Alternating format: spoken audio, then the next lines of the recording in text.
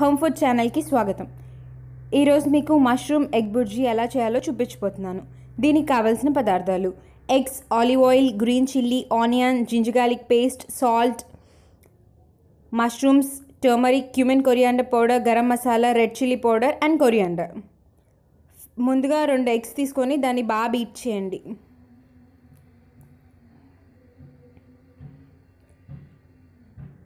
ఆ తర్వాత ఒక ప్యాన్ తీసుకొని దాంట్లో 2 టేబుల్ స్పూన్స్ ఆలివ్ ఆయిల్ వేయండి.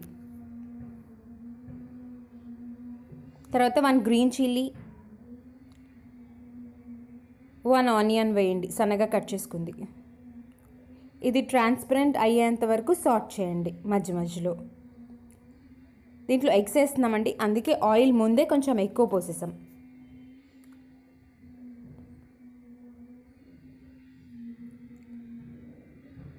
తర్వాత 1/2 teaspoon ginger garlic paste,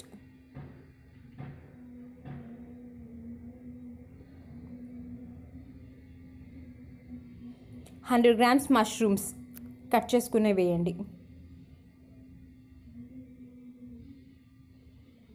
దీని మీద మూత పెట్టి ఒక 4-5 నిమిషాల పాటు కుక్ చేయండి. సో మష్రూమ్స్ చాలా త్వరగా కుక్ అయిపోతాయి. కుక్ అయిపోయినాయండి. ఇప్పుడు పసుపు, జీలకర్ర ధనియాల పొడి, garam masala, red chilli powder, తర్వాత దీంట్లో మళ్ళా కొద్దిగంత ఉప్పు వేయండి, పొడి కొట్టిన కల్లుప్పు. బాగా మిక్స్ చేసేయండి.